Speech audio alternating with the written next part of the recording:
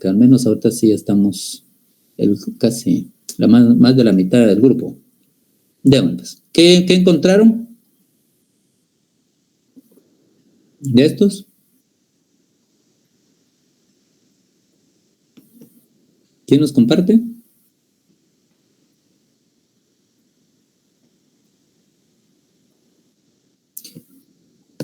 Gerardo Castillo.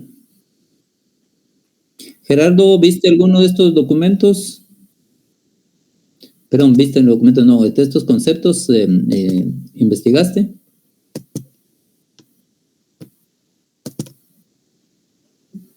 Raúl también. Marvin. Marvin, ¿primera vez que venís a clase?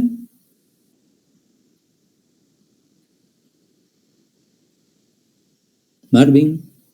No, ¿eh?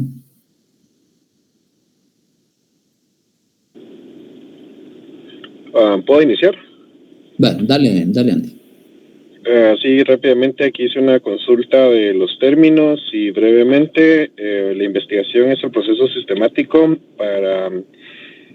por el cual indagamos para generar nuevos conocimientos o profundizar en alguno que ya existe. En el caso de la investigación política, sería la rama de la investigación social que va a analizar los fenómenos políticos como el poder, las instituciones y los partidos políticos, así como la participación ciudadana. Gracias, muy bien. ¿Alguien más?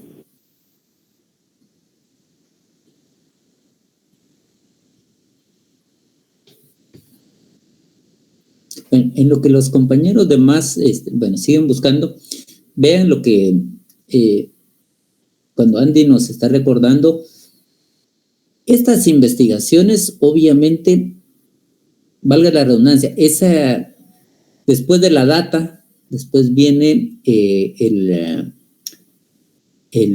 los contenidos, después viene a nivel más abstracto, más amplio, ya se vuelve información y arriba de la información se vuelve conocimiento, ¿sí? Entonces, esa etapa del conocimiento o inteligencia, dependiendo si es análisis estratégico, implica pasar por esos niveles, o sea, pero obviamente desde un tamiz hay que pasarles el filtro crítico. Por eso es que cuando yo les mencionaba que es importante que el debate permanente de los conceptos, los conceptos es un espacio de lucha y por lo tanto estamos mencionando que es necesario estos espacios de lucha estar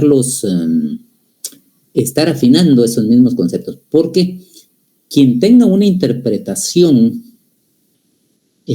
por eso como les vuelvo a explicar, esta parte es muy importante lo que estamos hablando.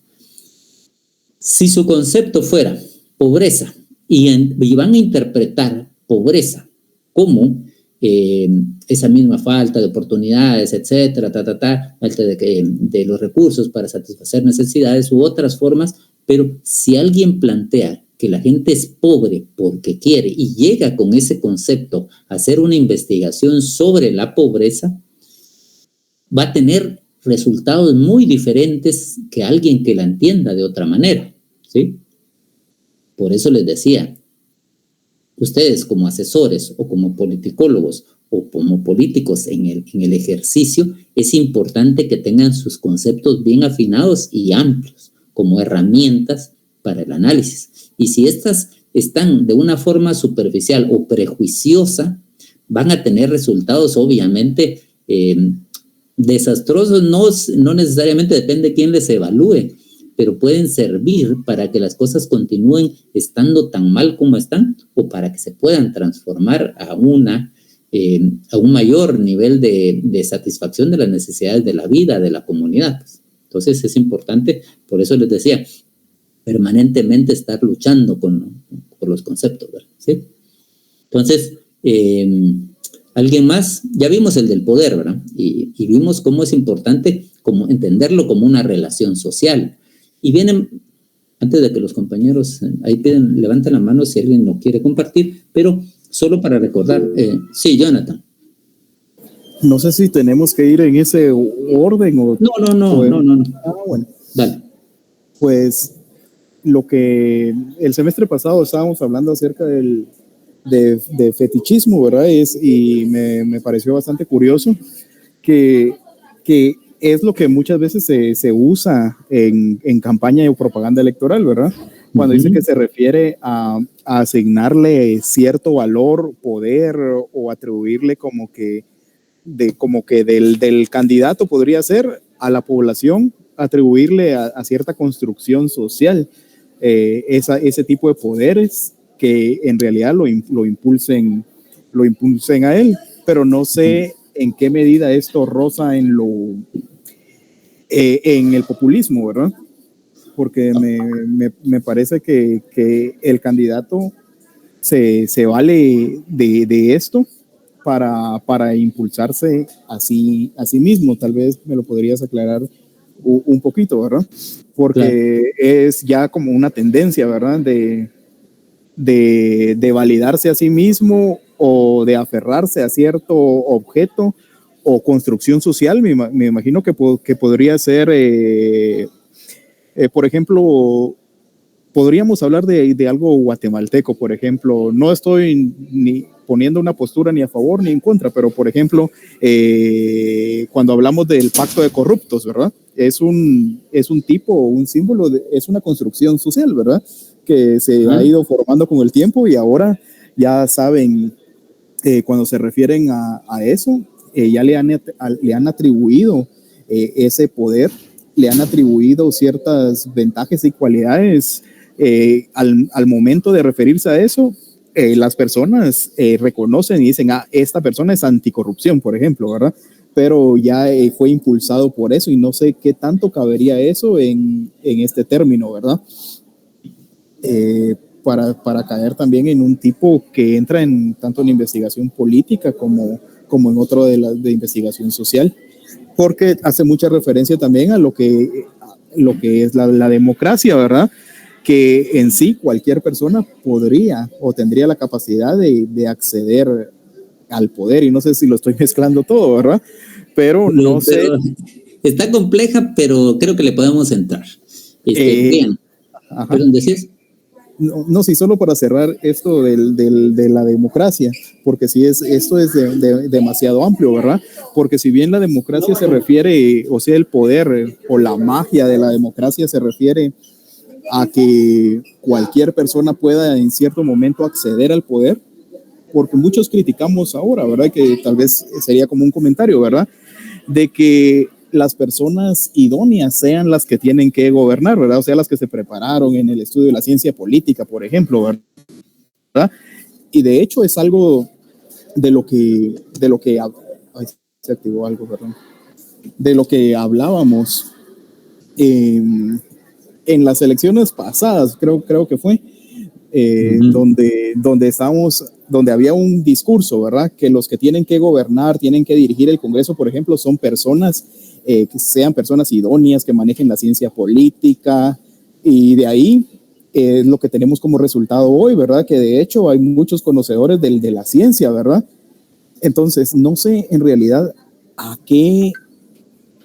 cómo podemos encaminar el término de la democracia, porque si bien lo que le decía, en sí es que tanto el acceso al poder, pero también habla de quiénes son aquellos que deben acceder a ese poder, porque originalmente me imagino que se refería a que tanto el poderoso, el aristócrata, podía acceder como un panadero, ¿verdad?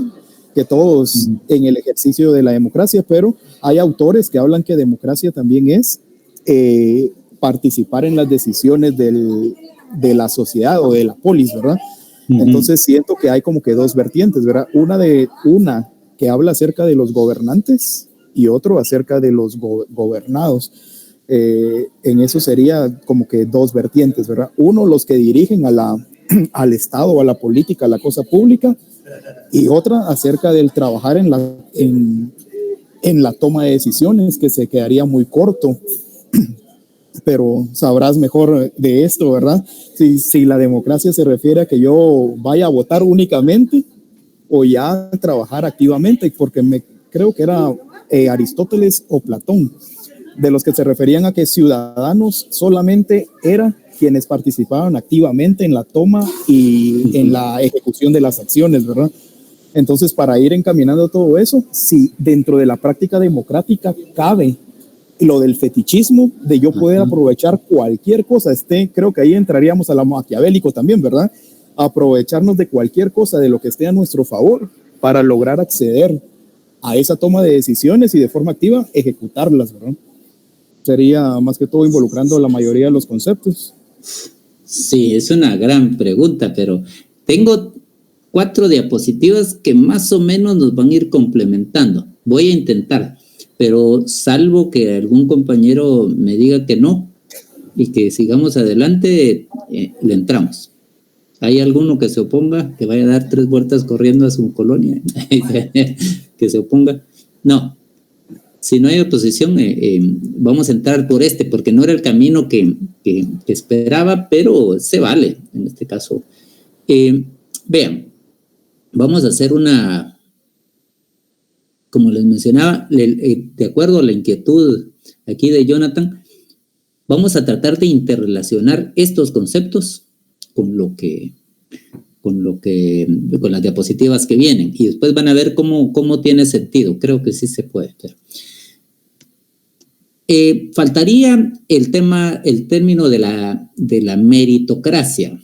Recordemos que la meritocracia tiene un componente, entre comillas, que le podamos estarle apoyando, y hay un componente en el cual también hay que criticarlo y hasta cierta forma rechazarlo.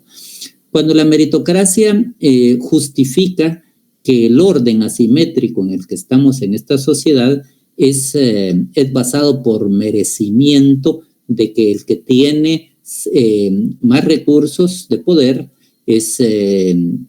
se lo merece, y como tal se le debe respetar esa meritocracia.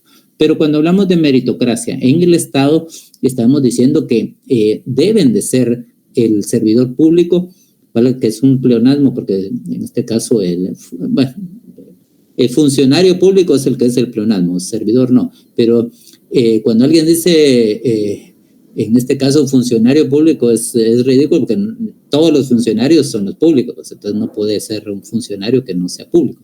Pero nos va a servir entender en este caso que desde el servidor, en este caso que estamos imaginando, debe estar los mejores, o sea, como pasa, por ejemplo, en algunos estados en los que cambian 300, 500 o a veces personas. En cambio aquí son aproximadamente unas 5,000 personas que son de confianza, y después los mandos medios, etcétera, no pueden mantenerse de otros gobiernos, etcétera. Pero esa burocracia tecnificada que necesitaríamos, meritocráticamente, que llegaran los mejores y que pudieran ser flexibles, etcétera, la burocracia weberiana, que diríamos en alguna medida, es importante establecerlo al tema. Nos salimos un poquito, pero a lo que voy es que voy a empezar por el lado del fetichismo. Recuerden ustedes que el fechizos, viene de portugués, pero ya se aplicaba en la historia de la misma humanidad, que es algo hechizo por los humanos, es decir, cuando algo está supliendo a otra cosa, y ese que lo está supliendo, en este caso casi se endiosa, se vuelve más importante que a lo que representa.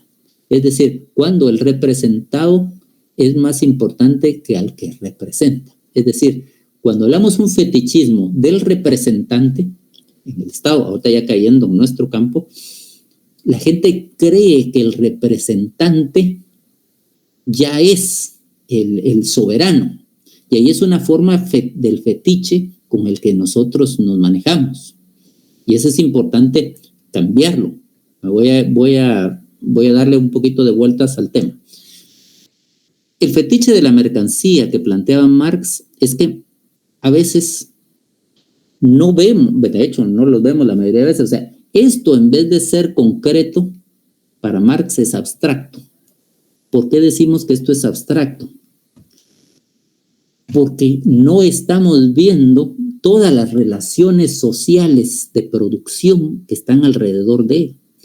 Desde los mineros, desde los trabajadores que le fueron, en este caso puede ser esclavo o no esclavo el trabajo para poder sacar el coltan y otros minerales, tierras raras, etcétera, para poderlo hacer, aparte de los plásticos, la gente que lo va a ensamblar, la gente que lo va a producir el software, la gente que lo va a volver a reintegrar y la gente que lo va a vender. O sea, entonces la mercancía se vuelve como un todo y oculta un fondo de lo que está pasando. Otro ejemplo, cuando hablamos del fetiche habrán ido, no le quiero hacer publicidad a la venta de los perfumes, pero esta marca de perfumes fetiche nos recuerda que el perfume está en el lugar de la persona amada o la persona deseada, o sea, para no decir solo amada. En este caso, va a suplir ese todo en un objeto hecho por los humanos.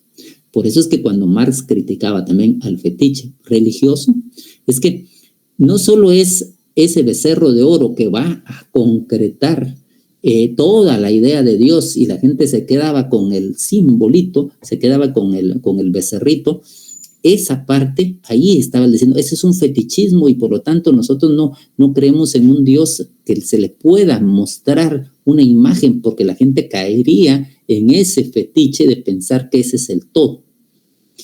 Nosotros, en este caso, bueno, otro ejemplo, el fetiche a veces en lo sexual, diríamos, hay gente que no puede tener un orgasmo o una relación plena sin que esté presente algo que supone al otro.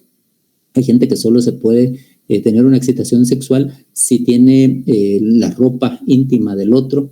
Hay gente que necesita estar, bueno, que se excita viendo los cuellos, otra gente que se excita viendo los pies, otros con orejas, etcétera. O sea, van a suplir al ente deseado o amado con un objeto o una parte de. Por eso es que Marx dice, el problema es que el Dios lo han vuelto el Dios capital. O sea, el dinero va a suplirlo y ustedes lo han hecho un Dios o a la mercancía, ¿sí? Como que fuera el todo y que fuera el fin último. Así pasa también con la idea de ciudadanía, como que si ese fuera, o la idea del fetiche del representante o el fetiche de la democracia, de que creer que la democracia es eso que se está manifestando y ya cumplimos. O sea, el fetiche de las elecciones, porque la gente cree que ya es un proceso democrático solo con elegir y ya estamos en democracia. O sea, entonces ahí caen en el fetichismo de creer que la democracia son elecciones, cuando es simplemente una pequeña fracción y esa pequeña fracción se ha puesto como el todo. Y entonces la gente dice, bueno, pues ya estamos eligiendo y ese es el rey, ¿va? Y él va a hacer su voluntad durante los 4 años y haga lo que se le dé la gana, ¿va? Prácticamente.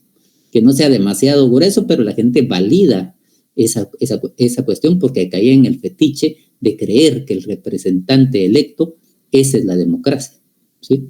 Cuando la democracia, si la entendemos, por eso es un campo de lucha el concepto, entenderla participativa, entender que ese es solo el representante solo es un obediente, como mencionábamos, de los zapatistas o con Evo Morales, y prácticamente en toda Abya Yala los pueblos indígenas ya tenían la idea, eso es de los más recientes en los estudios, de que los pueblos originarios ya tenían la idea de ese servidor público, aunque los griegos también tenían la idea del diáconos, me han dicho el cristianismo, del diácono, el servidor, el que lavaba los pies, el ejemplo que quiere dar el Jesús histórico de lavarle los pies a los demás para demostrar hasta cierta forma cómo debieran servir. Entonces, la idea del servicio como tal, no se está eligiendo un emperador como la gente cree. Entonces, caemos en ese fetichismo de poner algo, en vez de algo sagrado, una pequeña parte de eso, ¿sí? Caemos en ese mismo fetichismo de la representación, como mencionábamos, con ese personal frontera, ¿va? Que a veces son la gente que ejerce el poder. Por eso es que esa era la primera pregunta con la que hoy iba a empezar, ¿va?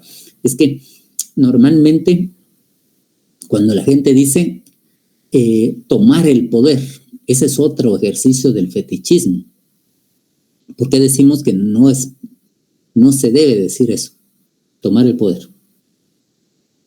Y van a ver cómo vamos a ver cada quien cómo lo va a ir manejando todo lo que hemos estado hablando. ¿Por qué decimos que es impropio para un estudioso de la política mencionar esto?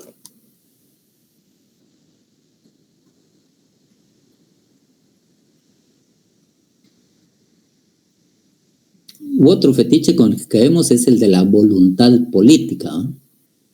¿Por qué?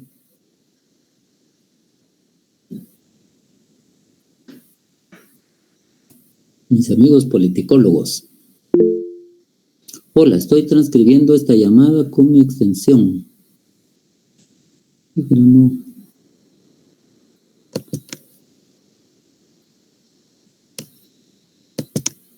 ¿Alguien?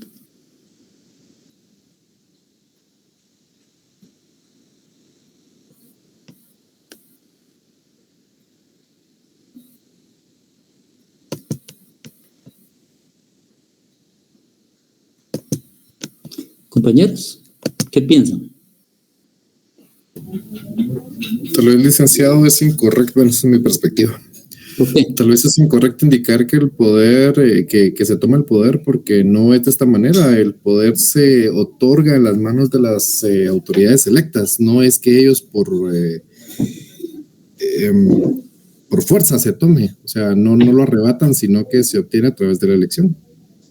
Es que ahí volvemos a la parte del fetichismo, porque creemos fetichistamente que, como que fuera Gerardo.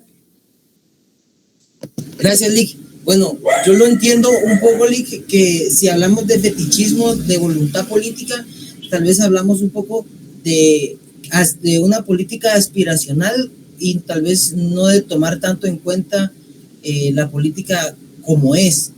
Es decir,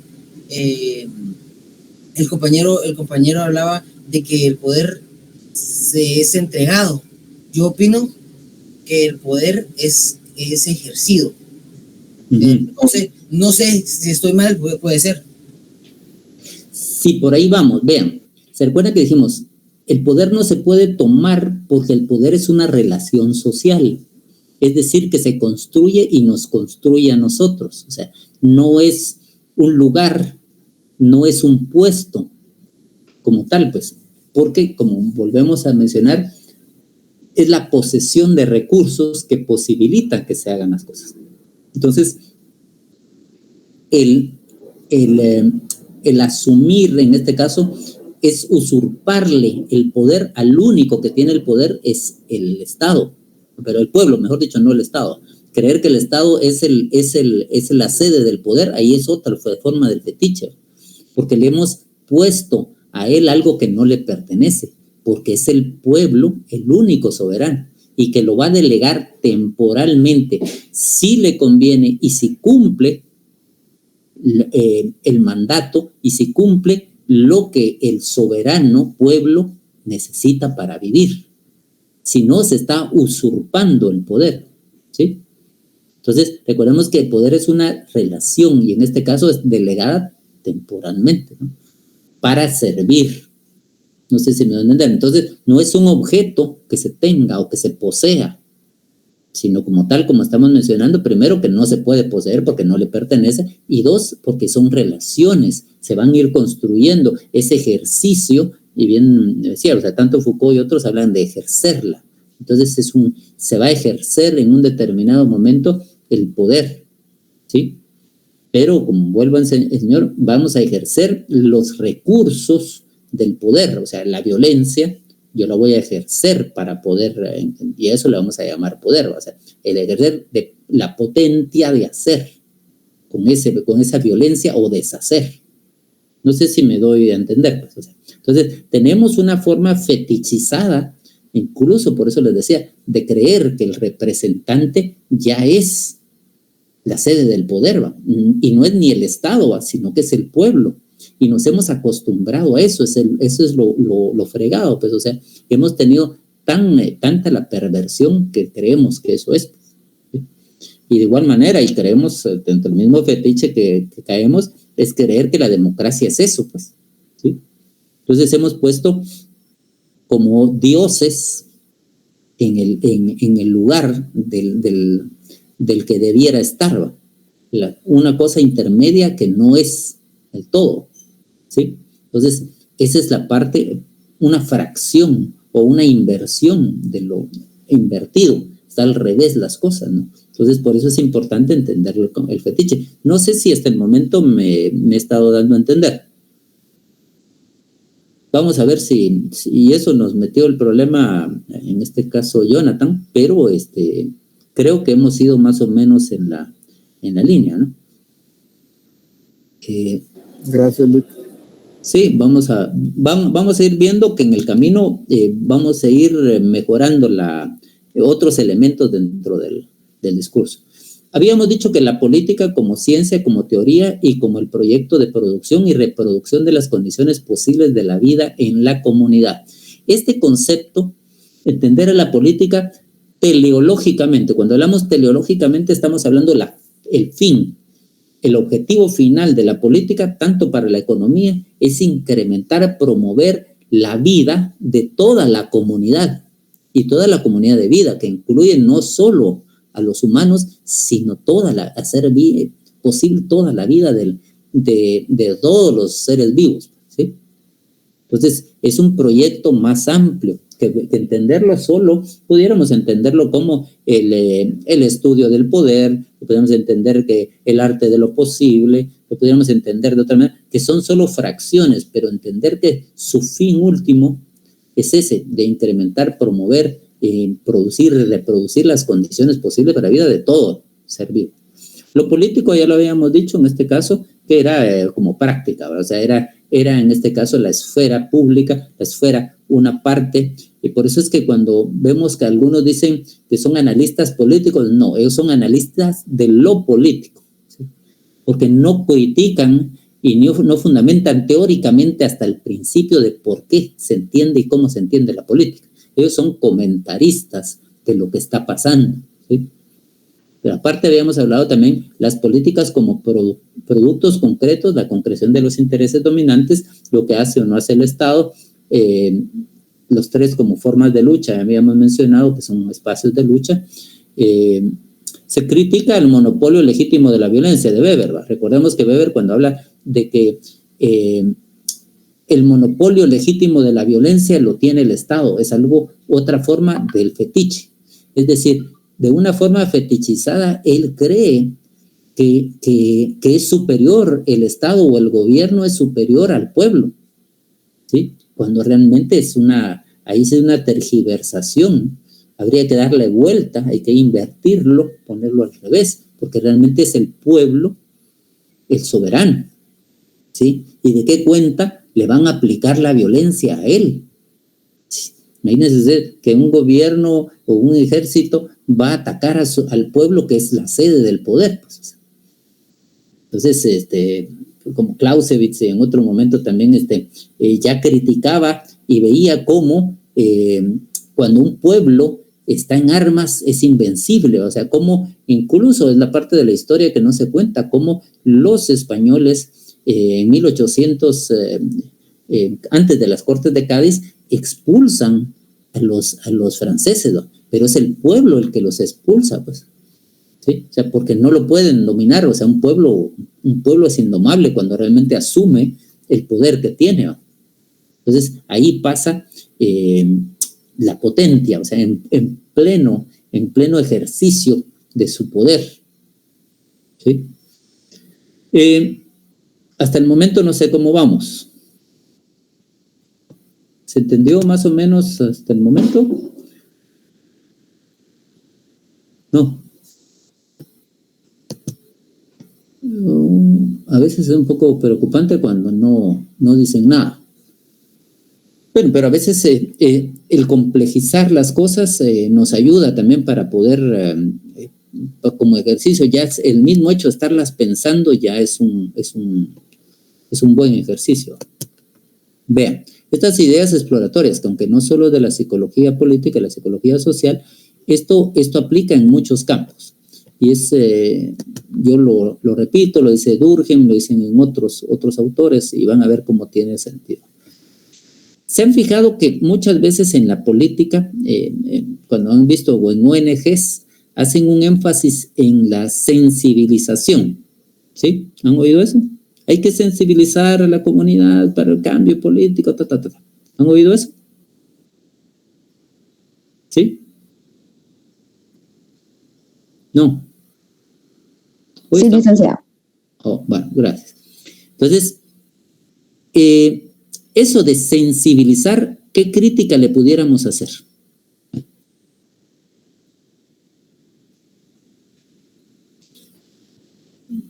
Amplío la pregunta. Recordarán ustedes que, bueno, ustedes tal vez no recordarán, pero hace tiempo se planteaba la conciencia social. ¿Cómo era necesario para un cambio político la conciencia social? Pero los organismos internacionales, principalmente la cooperación, en este caso anticomunista se podría llamar, o sea, en esa fase de represión, cambian los conceptos porque no les gusta conciencia social y empiezan a utilizar la palabra el empowerment, o sea, el empoderamiento, pero principalmente en el de sensibilizar. Con esta misma gráfica que voy a hablar, después les voy a preguntar de nuevo por qué debiéramos criticar a ese concepto.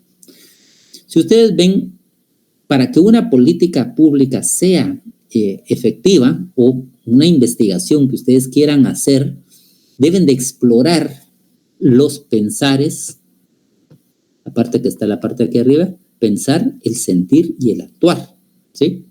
Es decir, hay que ver lo que el ser humano y en sí las mismas comunidades son entes psico-biosociales, con otra forma de decirlo. Tienen una esfera cognitiva, una esfera afectiva. Aquí tendría que ser una conductual o motriz. Aquí tendríamos que plantear también que hay cognitivo, afectivo o conductual, el pensar, el sentir y el actuar. ¿Vamos bien en este momento? Si nos queremos poner más exquisitos y más finos, y no voy a detallarme en esta si no quieren, salvo que ustedes le quieran entrar, también lo pudiéramos agarrar desde una esfera, desde otro enfoque, que sería lo mítico, lo simbólico y lo ritual, ¿sí? Eso es un poco más de doctorado o maestría, si ustedes quieren verlo a ese nivel. Pero nos sirve recordar básicamente el pensar, el sentir y el actuar, ¿sí? Esta triada, vean ustedes que es muy potente y que la han utilizado durante muchos espacios, incluso eslogan políticos aparecen. ¿Quién hablaba de cabeza, pecho y corazón? No, puño y corazón. ¿Se acuerdan? El Patriota de hace 3 campañas, 4. Sí. Y antes de ellos, ¿de dónde la sacó el Patriota? Si no soy mal, es una campaña colombiana, ¿no? Un poco antes, el Comité de Unidad Campesina, ¿sí? El CUC. Desde el principio revolucionario ya hablaba de una mente fría, un corazón solidario y un puño combativo. Está hablándote lo mismo de un pensar, un sentir y un actuar, ¿sí? Solo una consulta, ya que está hablando de esto. Siempre quise hacerte la consulta. En lo referente a lo de campañas políticas y en las investigaciones, justamente para esta campaña que salió la de mano dura, que se inundó la ciudad de eso, ¿verdad? Pero casi que inmediatamente salió la contraria, ¿verdad? La de la UNE, donde decía que no era con fuerza ni con mano dura, sino que con cabeza y corazón, ¿verdad? Sí. Con inteligencia y todo eso. Entonces, eso fue una improvisación que tramitaban muy muy ágilmente porque fue casi instantáneamente, o no tenían una campaña establecida y que esperaban reaccionar nada más. Sí lo hicieron, ellos reaccionaron inteligentemente y sí y ves por lo que como nosotros en educación, si alguno de ustedes fue profesor de educación en algún momento, había un señor que planteaba que dentro de los dominios del pensamiento se debía dar, a la gente debía de hacer, para poder un aprendizaje total o completo, tenías que ponerle a pensar al estudiante, lo tenías que poner afectivamente que se involucrara y tenía que estar haciendo. Por eso es que es importante la unidad de las tres, ¿sí? Pensar, el sentir y el actuar. Velo todavía más profundo y lo vas a ver si sos religioso en algún determinado momento, es que la fe, la esperanza en el corazón y la acción. Fe, esperanza y caridad vuelven a aparecer estas mismas tres. O sea que es bastante potente. No sé si te ves la importancia que tiene. Entonces, un ejemplo. ¿Cómo aprendiste a manejar en bicicleta? Estabas pensando, porque estás viendo y tu cerebro es lo que está en parte, pero tenés que estar pedaleando, o sea, la acción, porque si no, no funciona, ¿sí? Pero vas atento a eso y lo estás disfrutando.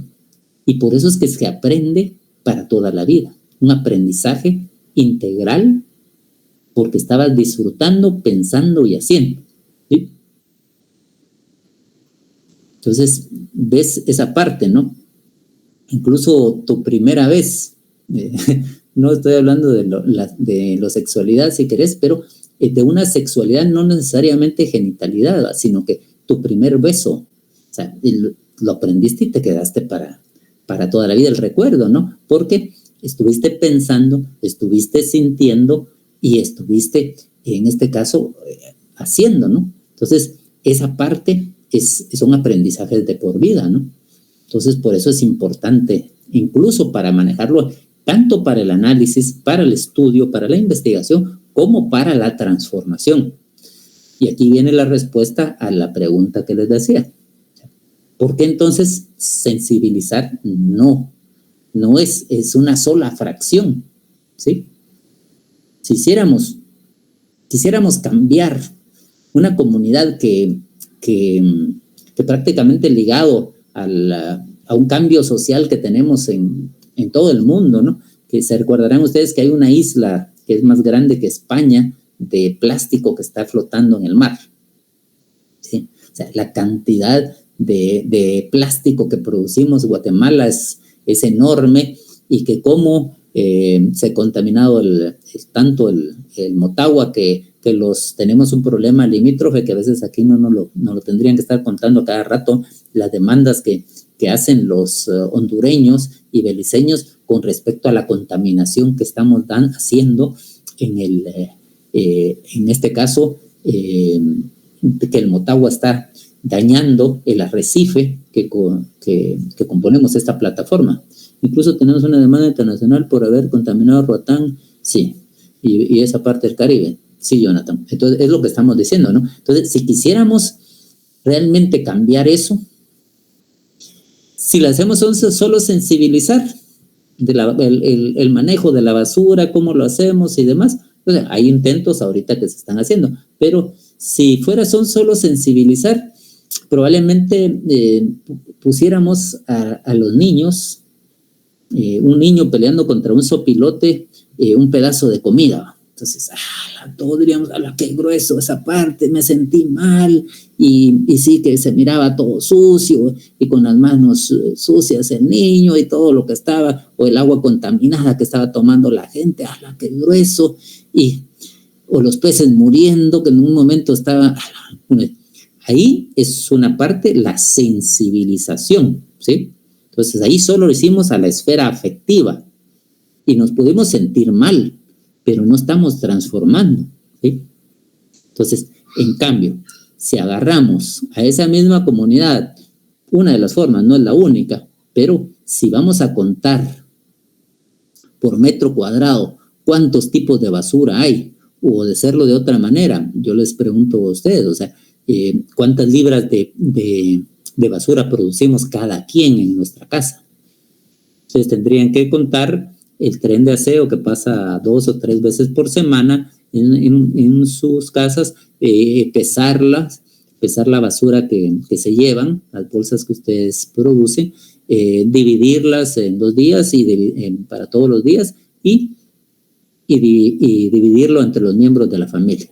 Estamos hablando de 3 a 5 libras de basura por persona aproximadamente. Entonces ahí ya tenemos un dato, ahí ya tenemos cuántas toneladas estaríamos produciendo por persona al año. Entonces ahí es uno, qué grueso, sí estamos manejando una cantidad de basura gruesa. Entonces, pero además de eso, entonces decimos, sí, estamos viendo datos, estamos viendo información, estamos viendo a la cabeza. Estaríamos viendo también la parte afectiva, pero tenemos que llegar a las acciones transformadoras. Entonces, que la gente tiene que tener prácticas de ya no volverlo a hacer, pues, o sea, o al menos ensuciar menos, plásticos de doble uso, ya no solo uno, etcétera, ¿sí? Y una crítica principalmente, que es lo que nosotros hacemos también y hemos dicho, es que por eso es que cuando a veces el socialismo ortodoxo o las interpretaciones cuadradas que se hacen la gente de la pirámide, de que la superestructura condiciona a la estructura y que la infraestructura también en este caso están supeditadas a la superestructura, esa visión reduccionista que se la debemos en parte al Althusser y otros que erróneamente trataron de pensar o decirnos que Marx pensaba de esa manera, y obviamente no era cierta, porque Marx pensaba dialécticamente, es decir, una condiciona a la otra y la otra condiciona a la otra y simultáneamente se condicionan. Ejemplo, ¿cómo la política pública de cambiar el uso, o mejor dicho, de los recipientes de plástico? ¿Se acuerdan ustedes cómo los pueblos del lago, principalmente en Santiago, y después lo siguieron los demás de Atitlán, de prohibir el uso de plástico para los recipientes? O sea, ahí, es decir, cómo se condiciona a la economía. Un cambio político condiciona a la economía, pero normalmente la economía pone a sus actores y es la economía o los entes económicos los que cambian a la política. Quiere decir que pueden ser dinámicamente uno condicionar al otro, pero puede también en un momento determinado la religión condicionar a ambos, ¿sí? Entonces son cambios condicionantes, son condiciones condicionantes y condicionadas a la vez, pues. Entonces hay que entenderlo de esa forma dinámica, o sea, unos condicionan a los otros. Entonces no necesariamente hay que, nos decía, la superestructura, que son los que estudian política, o el derecho es la superestructura que va a condicionar a la economía, y está la infraestructura. O sea, es esa forma mecánica, no existe. Aclaré esa parte, creo que estamos más o menos, ¿o no? ¿Podemos ampliar más? ¿Cómo vamos ahí? ¿Cómo quedaron estas ideas? Bien, licenciado. Para mí, bien, Lick. Ya. Tómense un minuto y pensemos otro problema. Un problema donde aparezcan las 3, para que nos quede más fijo. Un problema donde aparezcan estas 3, no un problema social como tal, pues.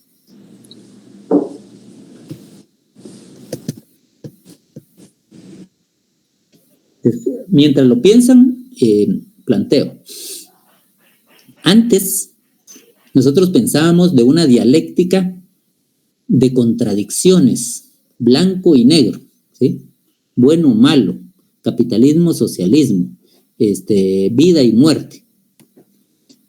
Así, aunque nosotros lo pensábamos de una forma, un círculo con un círculo y una línea recta. O sea, el taijitu, o este símbolo del chino, que es un poquito más antiguo que la dialéctica soviética y antes que Marx, o sea, ellos ya hablaban de que la vida es cambio, la vida es movimiento.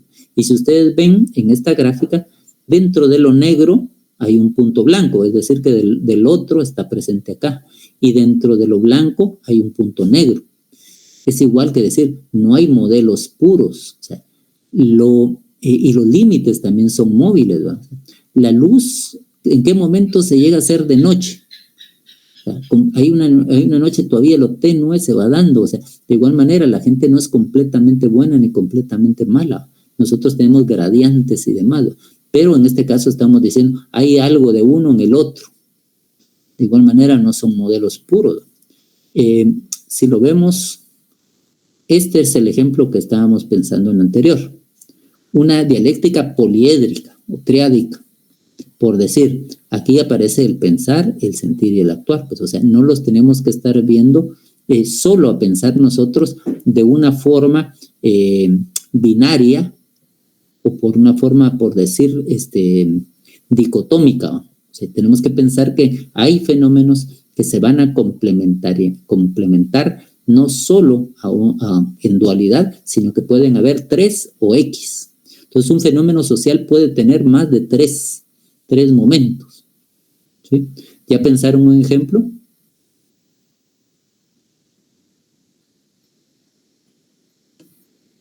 ¿Pensamos en un ejemplo?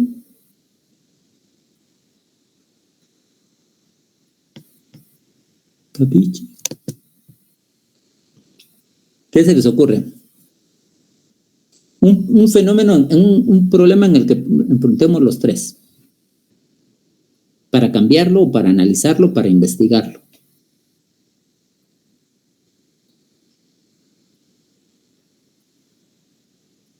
¿Qué piensan? Yo estoy pensando en algo generacional, pero todavía no he logrado aterrizar bien mi idea, mi criterio sobre lo que le quiero plantear. Pero es un fenómeno que he estado viendo y observando que se da y hoy por hoy creo que la sociedad está teniendo mucha relación intergeneracional. Es decir, y por eso le digo, todavía no he terminado de plantearme bien la idea, pero pues por ahí le va. En lo que la terminas de madurar, yo les quería recordar, ya habíamos hablado que en algún momento Marx utiliza a uno de sus, ahorita te doy la palabra, Gerardo, que no se me va a ir la orquesta. Marx utilizaba de sus maestros, en este caso en filosofía, a Aristóteles, en cuanto Aristóteles hablaba siempre de las relaciones. Dentro de la misma lógica, él hablaba, así como hay concatenaciones, A implica B, B implica C, etc. Uno condiciona al otro y el otro condiciona al otro. Incluso él hablaba de esas cadenas condicionantes, pero también él hablaba que a veces hay relaciones en las cuales hay unos superiores a otros, a veces hay, como ya habíamos mencionado, condiciones que son bicondicionales, ambas se condicionan entre ellas. Por ejemplo, también vamos a ver, la relación padre e hijo uno tiene que existir para que exista el otro, pues, o sea, aunque hayan muerto uno, o sea, para poder ser padre necesitas un hijo, y un hijo, todos venimos de unos padres. Entonces, esa parte se va dando. A veces hay condiciones en las que son de unidireccionales y hay otras que son bicondicionales. De igual manera, un problema puede ser multicausal o multiafectal. Entonces, esa parte tenemos que entender, por eso es importante, como les decía, entender las relaciones. ¿Decías, Gerardo? Creo que había un compañero antes de mí que tenía la palabra. No sé, es que no lo vi, solo... Si no, lo veo. Dale, entonces dale. Con respecto a lo anterior, que estábamos tratando de buscar un ejemplo. Creo que yo lo trato de llevar a un ejemplo de actividades en la sociedad. Y lo que se me viene en la mente para poderlo ejemplificar los 3 aspectos que usted estaba explicando son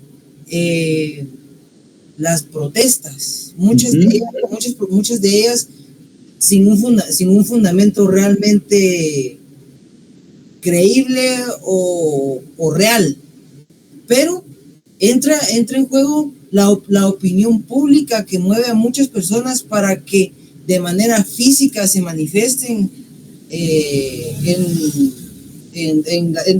diferentes lugares, ¿verdad? Y también que estas personas hagan propias las consignas de las protestas, y que no estoy señalando ninguna protesta en específico, solo el protestar. Ya. Gracias. Fíjate que, bueno, para cuando un cambio verdadero, para analizarlo en un momento, tendríamos que entender si una comunidad X está, primero, define que tiene el problema del agua, ¿sí? Tiene un problema que no tienen agua, y como tal, la protesta tiene un relato, tiene una parte cognoscitiva, pero que la van a llevar, o sea, que si es verdadero, lo siente la gente, o sea, está afectando su vida y por ende lo va hacia acciones. Ahí habría una coherencia entre las tres. Pero, por ejemplo, ahorita en la de Joviel, o sea, trataron de plantear un relato, y ese relato no cuajó porque la gente afectivamente no se identificó con ellos y sus acciones fueron separadas. Entonces, no tiene el sentido del pensar, el sentir y el actuar, pues, ¿sí? No logró aglutinarlo como tal, porque una verdadera revolución surge, en ese caso, cuando existen los componentes racionales, mentales, con los componentes afectivos, y que se lleven a la lucha, pues porque eso es lo que sostiene las luchas como tal y por ende los cambios. Entonces, cuando no está el pueblo involucrado y ahí sí que concienciado, diría Paulo Freire, o sea, que es conciencia y acción, o sea, no solo está, porque hay gente que puede estar emocionalmente identificado, pero le da miedo y no lo lleva a la práctica, ¿sí? Porque por el temor, ¿va? Entonces, pero un esclavo en un momento determinado tiene que estar consciente de que quiere la libertad, siente que la opresión es mucha y ya no aguanta, y lleva a la acción, pues, a romper las cadenas, utilizar incluso el recurso de la violencia para poderse liberar, o una compañera que ya no aguanta las condiciones de opresión en las que se encuentra. En un momento, si solo se queda en una parte, la siente, pero no actúa y sigue manejando la opresión y sufriéndola. Entonces, hasta que viene un momento en que pasa por la cabeza y que lleva a la acción. Pues, o sea, si no, no hay liberación. ¿Decías, Gerardo? Gracias, Lick. En esta liberación o revolución que usted comenta, es porque estos tres aspectos están en acuerdo los tres, pero no es, considero yo que no precisamente tiene que haber un cambio positivo o una construcción para que estos tres se estén de acuerdo. Pueden estar de acuerdo en estar equivocados. ¿Ejemplo? Los nazis. Ah, claro. Pero lo llevaron a la práctica, pues, o sea, en un momento la misma población entendió, al menos por el discurso. Recordate que el discurso ellos invirtieron, o Goebbels, o sea, en el Ministerio de Propaganda, y algo que tiene razón, y que alguien acá en este caso que defendían a los sionistas, se puede utilizar todavía como argumento, pues, o sea, son los mismos que crucificaron a Jesús, pues, o sea, entonces, muchas iglesias evangélicas tienen la bandera de Israel, pero si alguien quisiera manejar un contradiscurso, diría, no, recuerden que ellos son malos, ellos son los Herodes, ellos están matando a los niños, ¿no? Entonces ellos son los malos de la película, pues, o sea, en un momento, y son ellos mismos los que mataron a Jesús. En vez de la gente, como el discurso normalmente dominante, dice, no, esos son el pueblo elegido de Dios. Entonces el relato los lleva a sentirse comprometidos con ellos y protegerlos. Entonces, el mismo discurso te puede llevar para liberar como para oprimirlos. Entonces, el mito, de igual manera, o sea, un mito de creación, como que ellos se imaginan que son el pueblo elegido, les ha servido para poderse identificar con ellos y manejar prácticas. Incluso, en este caso, de utilizar un relato bíblico de que cómo Jesús los mandó a matar a los niños, a los animales, incluso de los pueblos que eran enemigos de Israel. Entonces están utilizando ese mismo relato para llevarlo a la práctica, pues. Y de igual manera, por eso digo, en un discurso mismo, los mitos pueden servir para liberar como mitos para oprimir. Recordemos que uno que cuenta Rigoberta Menchú, pues, o sea, Rigoberta Menchú en un momento dice, nosotros como pueblo de Dios tenemos que irnos a nuestro éxodo e irnos de la tierra prometida para poder sobrevivir. Y se van, en este caso, a México. Entonces, como buscando la salvación del pueblo. Ella utilizaba la idea del faraón y de los que los quería destruir. Pues, y otra gente dijeron, no, o sea, no nos vamos. Se quedaron unos a pelear en las CPR y vivieron todavía. Y otra gente que se quedó en los pueblos y fue masacrada. Pues. Entonces, son parte de, como vuelvo a insistir, hay mitos que pueden liberar como mitos que te pueden oprimir. ¿Sí? Entonces es importante por eso el análisis, el estudio de qué congruencia puedan tener en un determinado momento, el análisis de la situación, o sea, qué relación puedan tener uno con el otro, cuán verdaderas puedan ser, pues, o sea, ahí son parte de esa misma investigación política que uno hace. Pero volviendo, por eso les decía yo, ese sentipensar haciendo es importante analizarlo porque hay otros pueblos en Abya Yala, ¿sí? que se mencionan ellos, el corazonarse, es decir, la parte del Ukush, la parte del centro, la parte del corazón de las cosas. Incluso, por eso es que se llama el sentipensar. Sentipensar es de Abya Yala.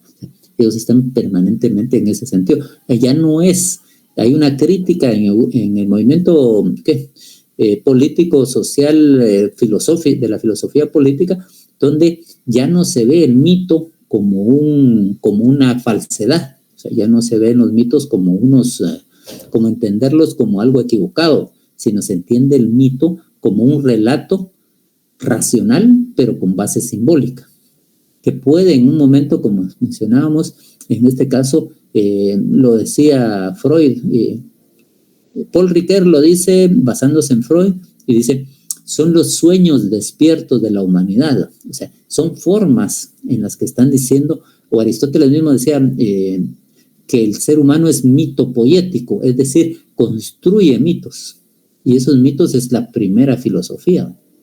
Entonces es importante, como estamos mencionando, volviendo. Entonces, no solo el pensar es la base. Hay pueblos que se manejan, como dijimos, desde las esferas afectivas y otros desde las esferas actitudinales, sociales, en la acción. Incluso voy a hacer un poco más, me voy a adelantar a la epistemología política, en el sentido de que estamos diciendo, aquí hay un racionalismo. Una de las teorías basadas es el racionalismo, otras que podrían ser el existencialismo como tal. Y aquí el empirismo o el pragmatismo, el empirismo inglés o el pragmatismo estadounidense. Entonces, vean ustedes cómo solo es una parte. Pero una dialéctica te diría que hay que ver los tres momentos, ¿va? No solo te quedas con uno. ¿Sí? ¿Dudas, comentarios? Es algo complejo lo que vimos, ¿no? pero es importante para que le pongamos atención cuando ahorita que ya empezaron a leer ustedes el libro. ¿Sí? ¿Hay otras dudas, comentarios? Yo una aportación, Lick. Dale. Es como cuando dicen que el ser humano vive en un estado de enajenación. Ajá. Como disasociado o de alguna manera viviendo un tipo de realidad alterna a lo que usted mencionaba sobre el tema del corazón o del sentimentalismo. Sí, podríamos decir, cuando solo es una fracción de no ve el problema en su totalidad, sino se queda en alguna solo de las esferas, sí, podríamos decir parcialidad. ¿Sí? E inclusive asociándolo a lo que decía el compañero, el tema de las manifestaciones Y lo que yo le mencionaba, el tema de las generaciones, yo en lo personal pues he observado mucho que la gente hoy por hoy actúa por actuar, o sea, actúa en un estado de desconocimiento y en una falla de conocimiento histórico que muchas veces pues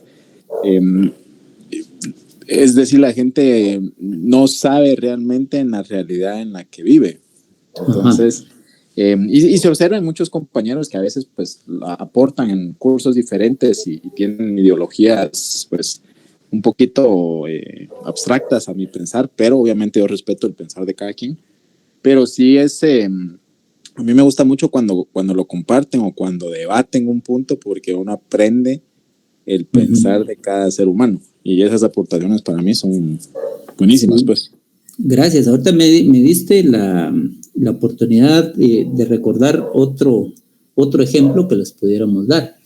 Vean, yo les pregunto a veces a la gente que ¿por qué son de ustedes de izquierda, los que son de izquierda?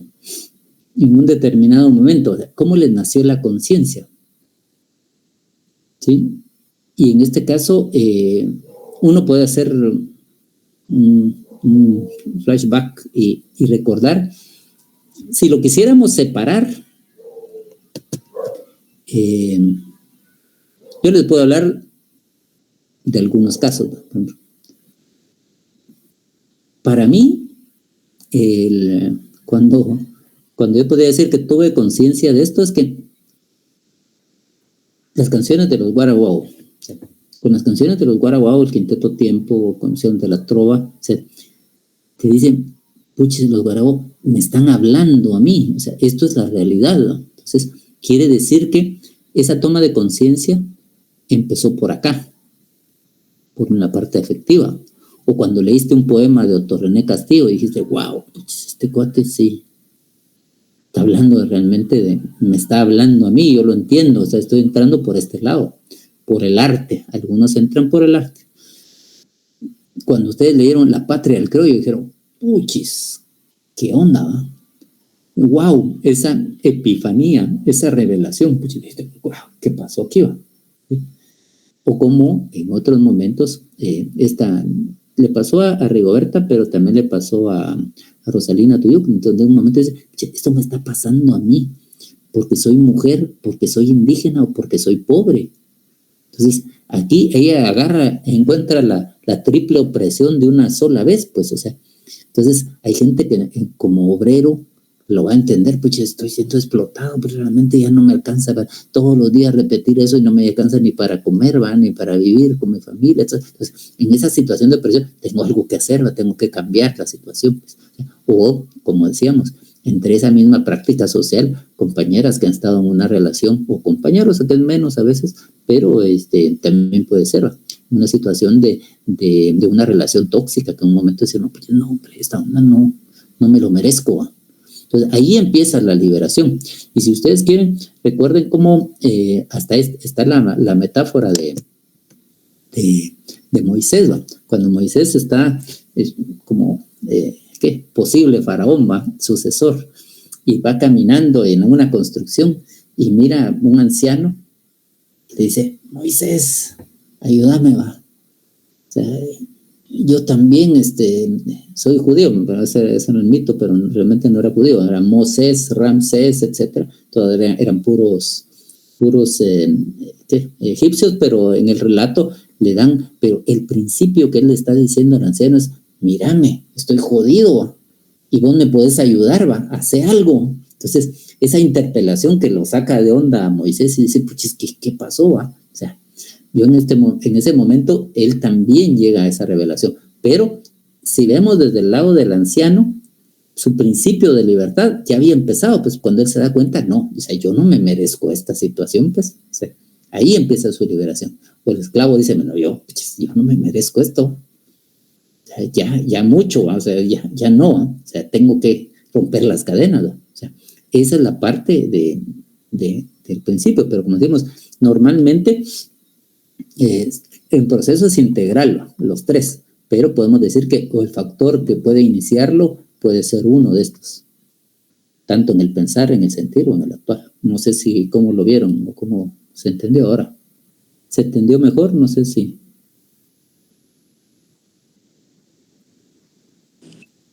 Yo sí, Rick. Buena onda. Entonces decimos, órale. Entonces decimos, esa triple opresión, a veces como decimos, nos las vamos por la carnalidad más que por el cuerpo, se puede sentir como tal, pues, o sea, en otros casos, como volvemos a decir, un proceso de estudiar, de entender cómo funciona la sociedad. Por ejemplo, a mí con el libro de Guzmán Buchler, donde enmudecen las conciencias, también fue un boom. Otro que es precisamente que tengo por acá. Bueno, en el magisterio fue que me hizo un boom. Este es el de la educación como práctica de la libertad, de Paulo Freire. Este es otro de esas revelaciones que uno dice, ¡ala! ¿Qué pasó aquí? ¿Va? Entonces, y como les vuelvo a plantear, ¿va? O sea, otras personas en el arte. ¿Va?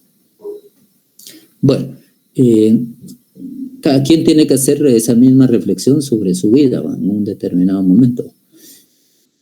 ¿Sigo? Entonces, queda claro, tanto que nos sirve para la transformación como para la investigación, ¿va? Entender los factores del pensar, del sentir y del actuar para ponerlo en forma más fácil, ¿va? En el libro es una tendencia a la epistemología más a la parte del pensar. De hecho, como les mencionaba, o sea, hay una crítica a nivel mundial que Occidente está solo desde el lado del ojo, el ojo y el ver que va muy ligado al pensar, ¿va?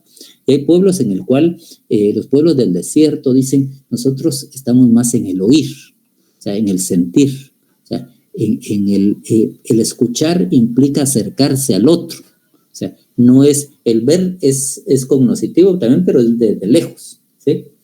Pero para la humanidad el aproximarse al otro implica el escuchar, o sea, esa es otra versión. Y otros pueblos como Busi Bulaga en África dice, nosotros más que el yo pienso es el yo danzo, ¿sí?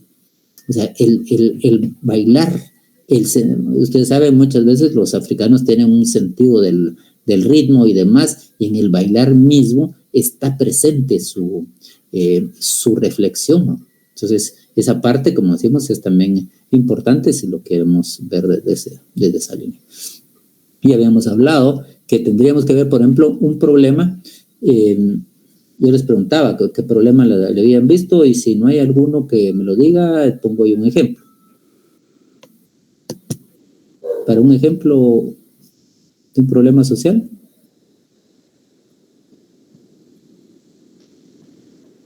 Para investigar un problema social, digamos, existe el alcoholismo, digamos, o la drogadicción u otra forma de adicción. Entonces, tiende a tener elementos del pensar que va a tener la víctima, o las víctimas que están en un momento, tienden a tener pensamientos en los cuales, por lo regular, los medios de comunicación o de masificación te lo van a promover, que hay que asociar penas, hay que asociar alegrías, en las películas lo ves, están asociando con el licor, ¿sí? Entonces, afectivamente, alguien que se sienta en un determinado momento en esa situación, lo va a asociar con esa venta de licor, o de la droga que fuera, lo va a asociar, y obviamente la práctica que lo esté haciendo va a reforzar y va a estar en un círculo en el cual no va a poder salir, pues, al menos fácilmente, ¿sí? Entonces, entonces nosotros tendríamos que estar pensando eso, o sea, ¿cómo? No pensando, tendríamos que estar también pensar, actuando para poder transformar una política que abarque los tres campos, ¿sí? Por ejemplo, Secatid en Guatemala tiene que trabajar en eso, o sea, tienen que limitar incluso el uso de la violencia misma, o sea, ahora en Colombia, aunque eso llevaba hace un tiempo, que quitaron de las películas, de las novelas, la violencia, pues, antes de volver con el cartel de los sapos, pero hubo un tiempo en que tuvieron que sensibilizar primero y concienciar a la gente para que cambiaran el relato y que pudiera hacer un cambio total, pues no solo el pensar en el sentir y en el actuar. Por ejemplo, las películas, ustedes tal vez son muy pequeños, pero sus mamás o sus papás habrán visto unas series japonesas que se dieron después de la Segunda Guerra Mundial y que van a promover, aquí nos vinieron tarde, pues no que esos no se fueran sus abuelos, ¿no? Pero que fueron series y demás que promueven una cultura de paz, entre comillas, pero que se aleja la violencia, las caricaturas de violencia y demás, sino que son que Candy, estaba Marco, estaba Remy, habían varias caricaturas y demás que evitaban la violencia.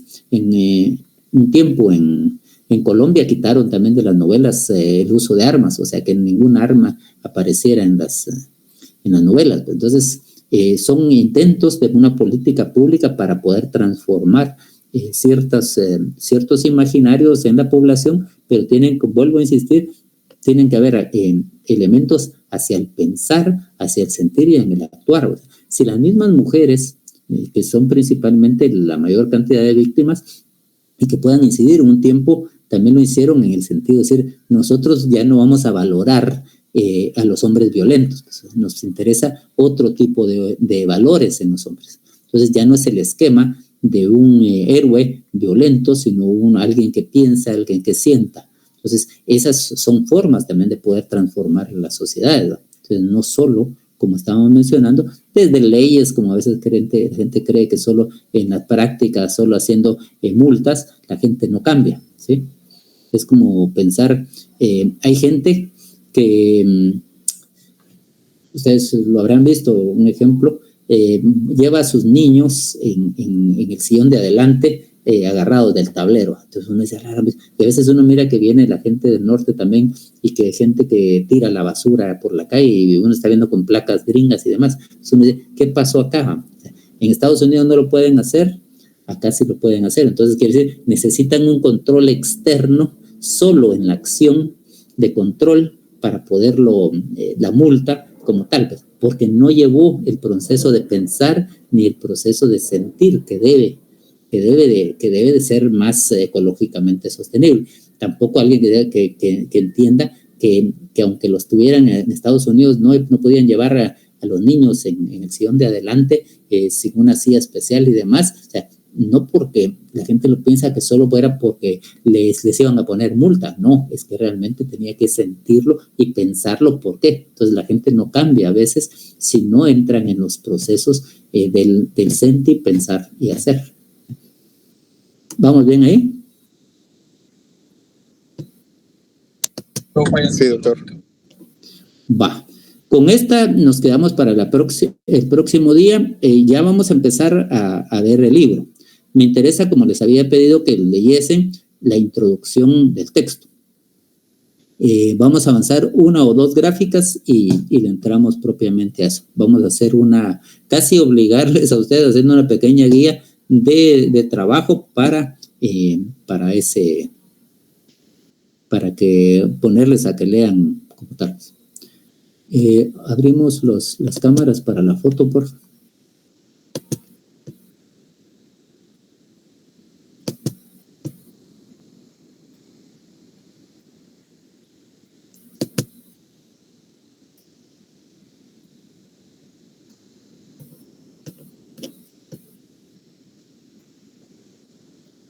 ¿Dudas, comentarios mientras abren las cámaras? No. Todo bien. Espero que... No sé si, Jonathan, al menos viste tu pregunta, nos generó ahí algunas... espero que más o menos te haya... Sí, bastante, pero también abrimos otros temas, ¿verdad? Que generaron otras también. Nos queda para el próximo. Bueno, los demás no tienen cámara, solo para la foto. Bueno, pues entonces nos vemos el jueves, es en el primer periodo. Cuídense. Correcto. Buenas noches. Gracias. Adiós. Licenciada, feliz noche. Adiós.